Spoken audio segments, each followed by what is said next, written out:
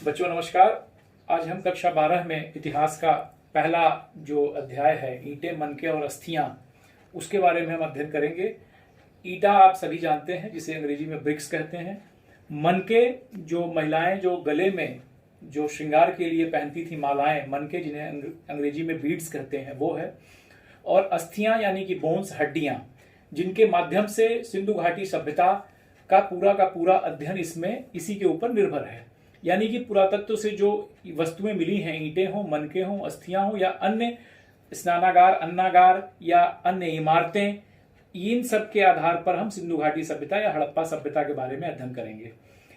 जैसा कि आप जानते हैं कि ये जो तीन शब्द हैं, ईंटें, मनके और अस्थियां, यह संस्कृति से संबंधित चीजें हैं। जो तीनों शब्द हैं, इसमें पुरातत्वविद संस्कृति शब्द का प्रयोग पूरा वस्तुओं के एक ऐसे समूह के लिए करते हैं जो एक विशिष्ट शैली के होते हैं और सामान्यतः एक साथ विशेष भौगोलिक क्षेत्र तथा कालखंड से के संबंध में पाए जाते हैं। इसलिए ये ईंटें, मनके और अस्थियां शब्द का प्रयोग किया गया है। और कोई एक विस्तृत भू क्षेत्र में अगर कोई संस्कृति सामान्य रूप से लगातार पाई जाती है तो उसे हम सभ्यता का रूप दे देते हैं, उसे हम सभ्यता कहते हैं। तो आज हम पढ़ने चलेंगे हड़प्पा सभ्यता। आइए सबसे पहले जानते हैं कि हड़प्पा सभ्यता ही इस सभ्यता को क्यों कहते हैं और इस सभ्यता को हड़प्पा सभ्यता के अलावा और किन किन नामों से जाना जाता है।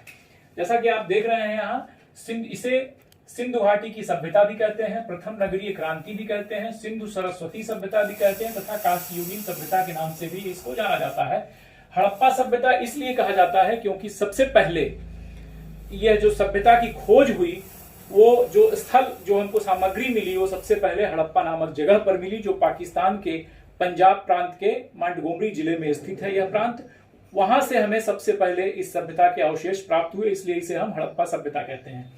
सिंधु घाटी की सभ्यता इसलिए कहा जाता है क्योंकि यह सभ्यता सिंधु नदी के किनारे पल्लवित और विकसित हुई और उस सिंधु नदी के किनारे से हमें बहुत सारी वस्तुएं इस सभ्यता की प्राप्त होती हैं, इसलिए इन्हें हम सिंधु घाटी की सभ्यता भी कहते हैं।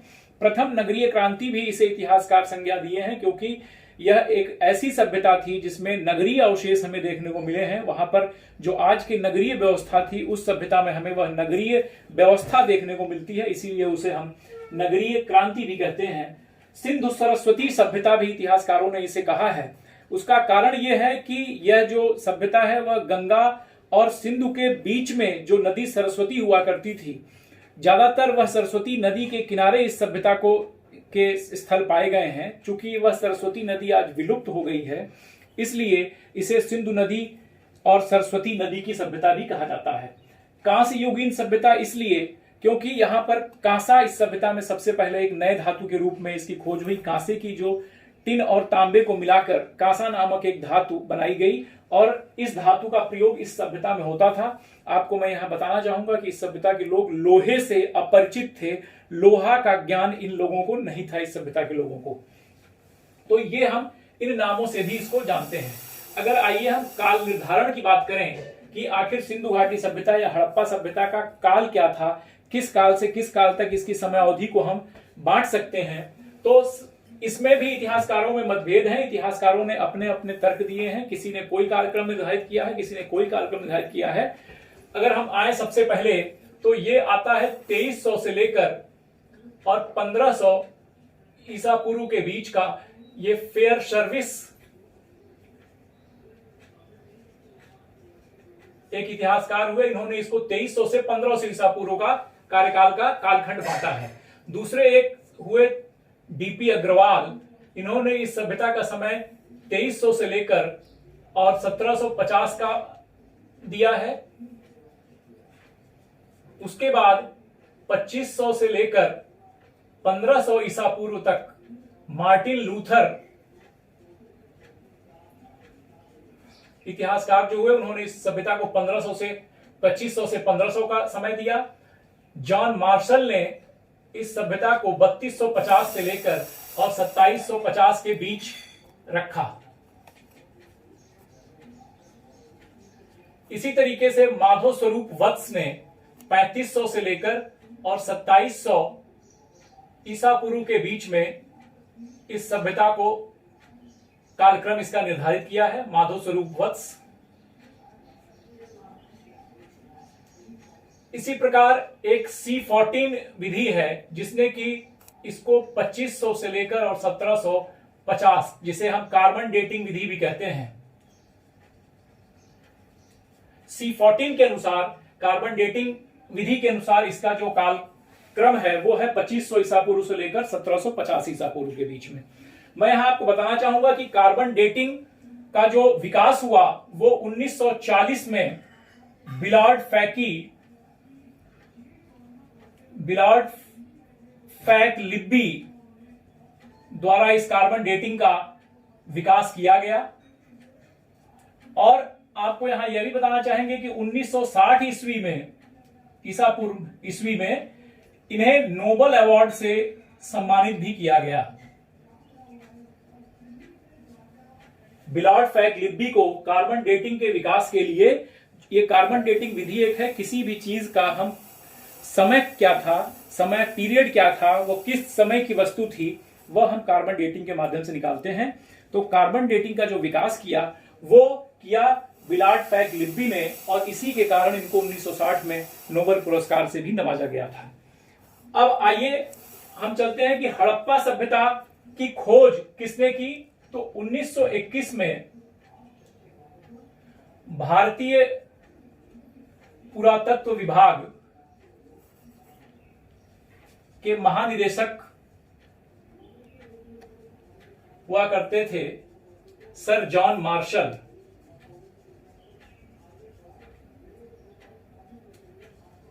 इनके नेतृत्व में दयाराम साहनी ने 1921 में हड़प्पा और 1922 में राखाल दास बनर्जी ने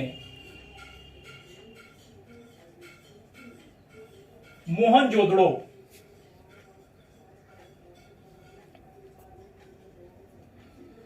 की खुदाई कराई। तो 1921 में हमें हड़प्पा नामक स्थल का पता चलता है। दयाराम साहनी ने वहां पर 1921 में वह खुदाई करवाई थी। और 1922 में हमें मोहनजोदड़ो स्थल का पता चलता है, जहां पर कि राखाल दास बनर्जी ने वहां पर खुदाई करवाई थी। भारतीय पुरातत्व विभाग यह उत्खनन के कार्य करवाता है भारत के अंतर्गत। अगर हम ये जानना चाहें कि प्रागैतिहासिक स्थलों का जो खोजने का काम है वो भारतीय पुरातत्व विभाग करता है, और अगर भारत में भारतीय पुरातत्व विभाग के गठन का श्रेय अगर किसी को जाता है तो वो जाता है जन्मजात, इसके जो लॉर्ड कर्जन है, स्थापना का श्रेय उन्हें जाता है।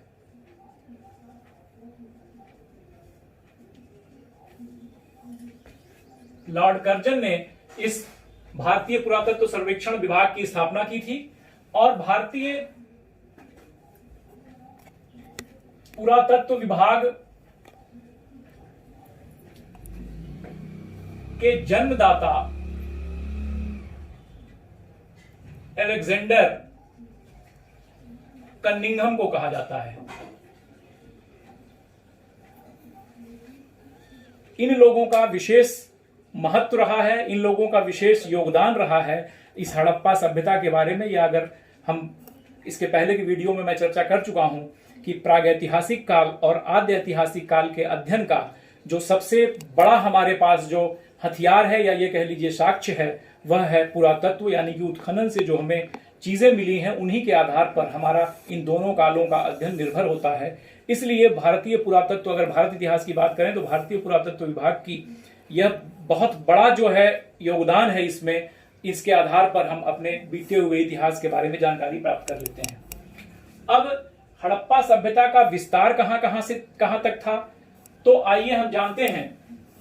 ये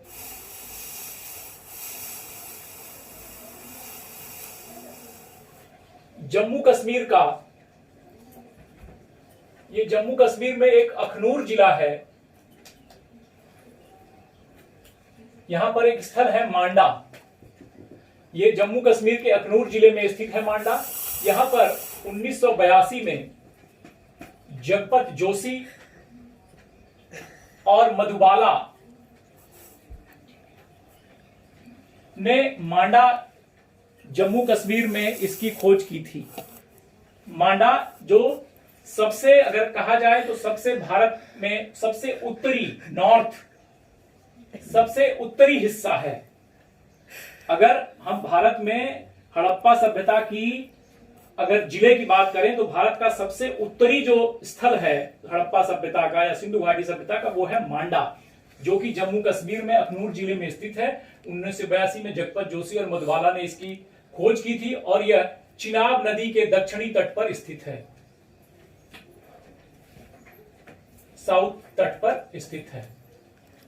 ये हमारा नॉर्थ का स्थान हो गया मांडा। अब अगर हम आते हैं, ये नॉर्थ है हमारा। अगर हम ईस्ट में देखें, यह सबसे ईस्ट का जो एरिया है वो जो स्थल है वो है आलमगीरपुर। ये उत्तर प्रदेश में मेरठ जिले में है और 1958 में इसकी जो खोज की थी वो यज्ञदत्त शर्मा ने की थी। ये आलमगीरपुर ये हमारा ईस्ट का पूरब का सबसे जो स्थल अगर कहा जाए तो आलमगीरपुर ये हमारा सबसे पूर्वी छोर है हड़प्पा सभ्यता का। इसी तरीके से अगर हम पश्चिम में चलें तो पश्चिम में एक स्थल है सुतकागेन-डोर। यह पश्चिमी हिस्सा है, वेस्टर्न। ये दास्क नदी के किनारे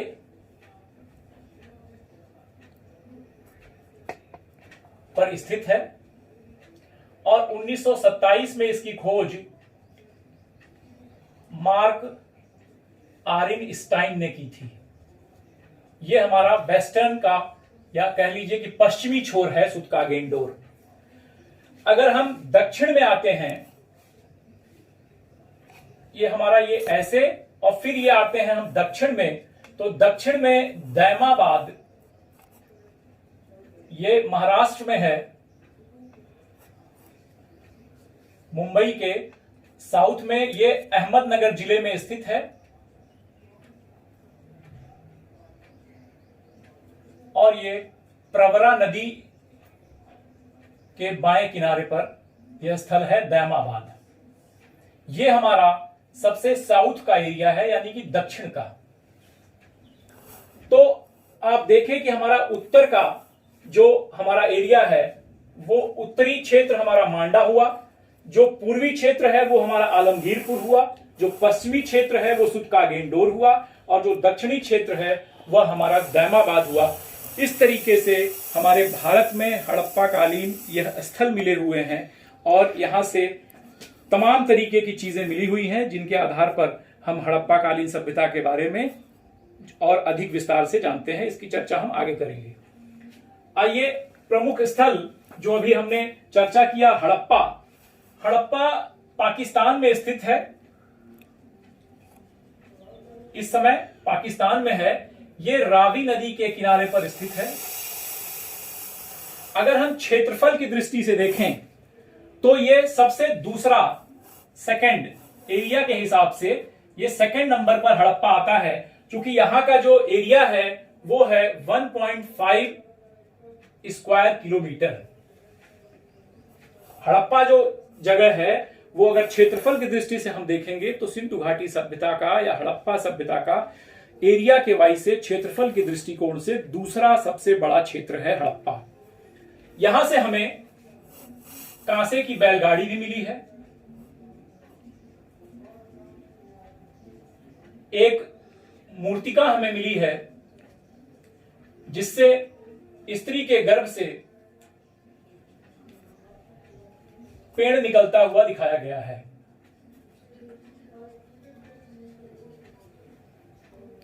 ये प्रमुख रूप से हड़प्पा नामक स्थल से हमें देखने को मिलता है।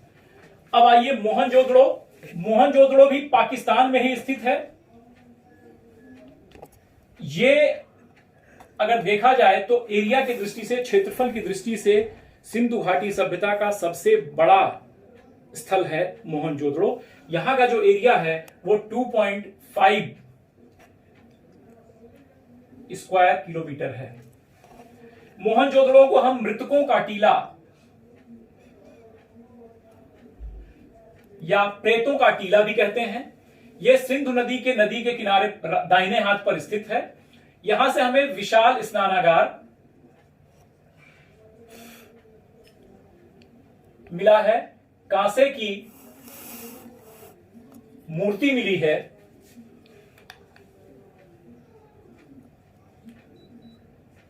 और बच्चों अगर हम आपको बताएं तो मलेरिया का सबसे पहला साक्ष्य जो है वो भी हमें मोहनजोदड़ो से मिला है। मलेरिया का प्रथम साक्ष्य जो हमें मिला वो मोहनजोदड़ो से मिला। अब जो तीसरा स्थल है वो रोपड़ का है। ये रोपड़ सतलज नदी के किनारे है। यह पंजाब प्रांत में स्थित है रोपड़। अगला कालीबंगा, ये राजस्थान में स्थित है। राजस्थान में स्थित है कालीबंगा, और कालीबंगा का जो शाब्दिक अर्थ कहा जाता है वो कहा जाता है काले रंग की चूड़ियां, कालीबंगा।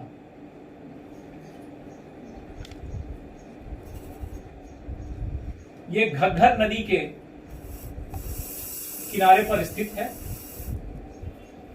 यहां से शल्य क्रिया का प्राचीनतम साक्ष्य भी मिला है।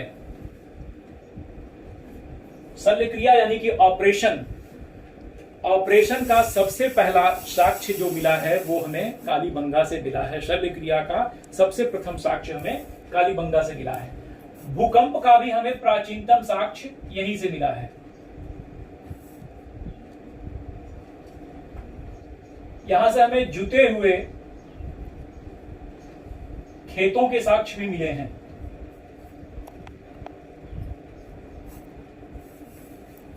चुनहोदड़ो अगला स्थल है। चुनहोदड़ो ये भी पाकिस्तान में है। ये सिंधु नदी के किनारे पर एकमात्र ऐसा नगर है सिंधु नदी के किनारे जो दुर्गीकृत नहीं है, यानी कि दुर्ग से ये घिरा हुआ चुनहोदड़ो नहीं है।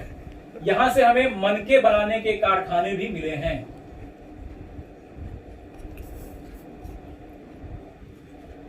एक आश्चर्य की बात यह भी है कि उस समय सिंधु घाटी सभ्यता के समय में स्त्रियां लिपस्टिक का प्रयोग करती थी सौंदर्य साधन के रूप में। वो लिपस्टिक भी हमें इन्हीं चुनहोदड़ो से ही मिली है।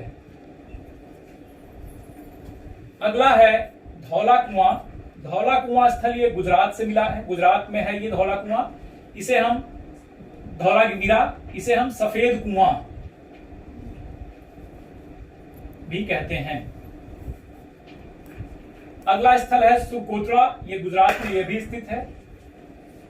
यहां से सवा धान की हमें नई विधि देखने को मिली है। शवों को कैसे दफनाया जाता था वो नई विधि यहां पर शव को दफनाकर, और बल्कि जो लोग वस्तुएं प्रयोग करते थे, जो मनुष्य जो वस्तुओं का प्रयोग करता था, उस शव के साथ उसके जो है सिरहाने सर के पास उन सारी वस्तुओं को, सामग्रियों को रख दिया जाता था। लोथल बहुत महत्वपूर्ण है। यह गुजरात का एक स्थल है। ये गोदवाड़ा यहां यानी कि बंदरगाह जहां से व्यापार होता था, बंदरगाह के गोदीवाड़ा के साक्ष्य यहां से मिले हैं।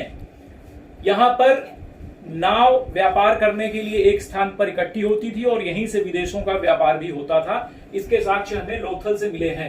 यह भोगवा नदी के किनारे पर स्थित है।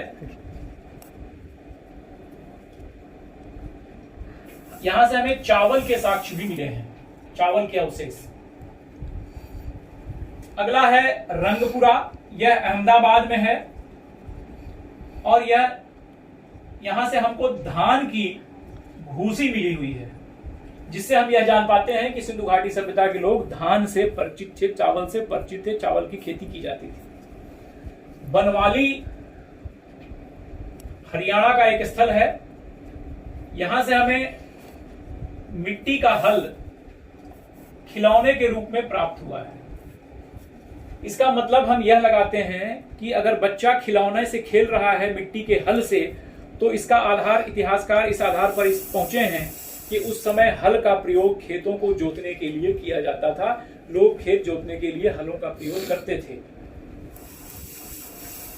अब वहां का नगर विन्यास या नगर नियोजन किस प्रकार का था, हम उसका अध्ययन करेंगे। तो आपको बता दें कि ग्रिड सिस्टम, जाल पद्धति वहां पर विद्यमान थी। जाल पद्धति के तरीके से उस नगर को बसाया गया था और सारी सड़कें एक दूसरे को समकोण पर काटती थीं। इतिहासकारों द्वारा तो यह भी कहा गया है कि समकोण पर इस तरीके से काटती थी कि अगर हवा बहती थी तो सारी की सारी सड़कें अपने आप साफ हो जाया करती थी। इस तरीके से समकोण में वो जाल पद्धति के अनुसार पूरे नगर को बिछाया गया था। आइए नियोजन शहरी केंद्र में जानते हैं। ये आपका इधर पश्चिम, तो पश्चिमी टीला यहां पे था, यहां पर पूर्वी टीला था, उसके बाद पश्चिमी टीले के नीचे दुर्ग था, जिसे हम दुर्ग टीला भी कहते हैं। पूर्वी टीला के नीचे ये निचला शहर बसा हुआ था यहां पे, जिसे हम नगर टीला भी कहते थे। उसके बाद दुर्ग के नीचे यहां पश्चिम में पुरोहित वर्ग रहा करते थे और निचले शहर के या निचले टीले के नीचे यहां पर व्यापारी, नागरिक, सैनिक तथा व्यावसायिक या शिल्पी वर्ग यहां पर रहते थे। और उसके बाद ये लोग भी और इधर से पुरोहित वर्ग भी यह एक धार्मिक अनुष्ठान के लिए यहां पर एकत्रित हुआ करते थे। टीला किसे कहते हैं आप जानते हैं कि एक ही शहर में, एक शहर में जहां पर लोग कई वर्षों से रह रहे हों और वहां पर रहते रहते उसके बाद फिर वो शहर एक बार उजड़ा, फिर बसा, फिर उसके मलबे हुए, फिर उसके ऊपर लोगों ने रहना शुरू किया, तो एक तरीके से वो टीले का रूप ले लिया। और इसीलिए ये मृतकों का टीला जो मोहनजोदड़ो को कहते हैं, कहा जाता है कि यह 7 बार, यह मृतकों का टीला 7 बार यानी मोहनजोदड़ो शहर बसा और फिर उसके बाद उसका दोबारा फिर वहां पे लोग रहने लग गए। इस तरीके से वहां टीले पे टीला यानी कि मृतकों का टीला वहां पर देखने को मिला। तो बच्चों, इस तरीके से हम आज सिंधु घाटी सभ्यता के नामकरण को, यह भारत में कहां कहां पर स्थित है, इसको, इसके काल निर्धारण को लेकर, इसकी खोज कब हुई, इसके प्रमुख स्थल कौन कौन से थे और नगर नियोजन के बारे में आज हमने अध्ययन किया। अब इसके आगे जो उत्खनन में हमको चीजें प्राप्त हुई हैं, वस्तुएं प्राप्त हुई हैं, उसके आधार पर हम आगे का अध्ययन शुरू करेंगे। आज के लिए बस इतना ही। आगे के पाठ के लिए आप अगले वीडियो का इंतजार करिए, वो कल आपके सामने फिर आएगा। बहुत बहुत धन्यवाद।